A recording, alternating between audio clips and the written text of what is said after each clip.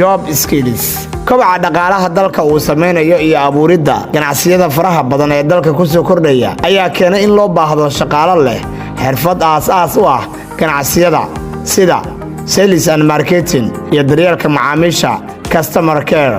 Sidaa darteed, si aan uga jawaabno baahida loo qabo shaqaale leh xirfadahan, waxaan mar kale scholarship siin doonaa 400 oo dhalinyaro ah oo heli doona koorsooyin lagu baranayo iibka iyo suuqgeynta sales and marketing iyo daryeelka macaamiisha customer care oo qaab online ah ku bixi doono. Waxaadna ka faa'iideysan kartaa adigoo gurigaaga iyo goobtaada shaqada jooga. Waxaana koorsooyinkan hore uga faa'iideystay in ka badan 300 oo dhalinyaro ah. Guud ahaan koorsooyinku waa bilaash ama lacag la'aan. Waxaan lagu qaadan doonaa casharro maqal iyo muuqaal ah, buugaag, talooyin, shaqooyinka iyo shaqo abuurka la xiriira iyo shahaado professional ah taasoo ku qurxin doonta CV-gaada.